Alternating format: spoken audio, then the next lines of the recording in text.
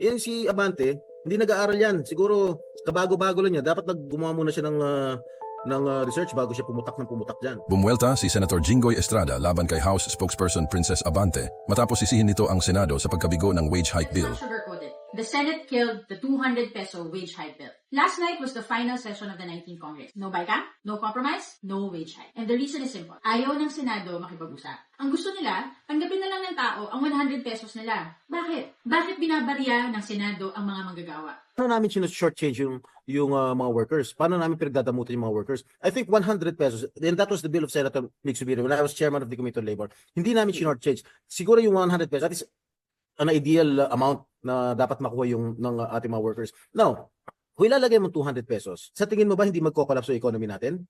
Lalo-lalo na yung mga small, medium enterprises. Halimbawa, pumayag ang Senado, 200 pesos. I-adapt namin yung House version. Ano sa tingin mo in the future? Lalong maraming mawawala ng trabaho dahil maraming magsasara ng mga kumpanya. Because they cannot afford it. What do they want to do? They want our economy to collapse? Mag-isip muna sila bago sila. Yan si Abante, hindi nag-aaral yan. Siguro kabago-bago lang niya. Dapat gumawa muna siya ng research bago siya pumutak dyan. Kasi isang taon na nakapending yan, bakit nila inadapt yun? Kung talaga seryoso sila, na gusto nilang tumulong sa ating mga manggagawa, dapat inadapt na nila. Noon pa lang, noong last year pa lang, inadapt na nila. Bakit sila magpapasa ng batas na 200 na 2 days before sinidie? Bakit? Papogi lang sila.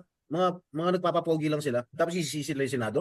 That's not right. Hindi naman tayo pwedeng tumaas ng 100. Dahil pag ginawa mo 200 dyan, alam mo, our economy will collapse. Hindi might collapse, will collapse. Dahil kawawa naman yung mga maliliit na mga kumpanya. Pero babayaran nila yung mga empleyado nila na plus 200. Talagang kukolapse yung ekonomiya natin. Mas marami magsasara ng mga kumpanya.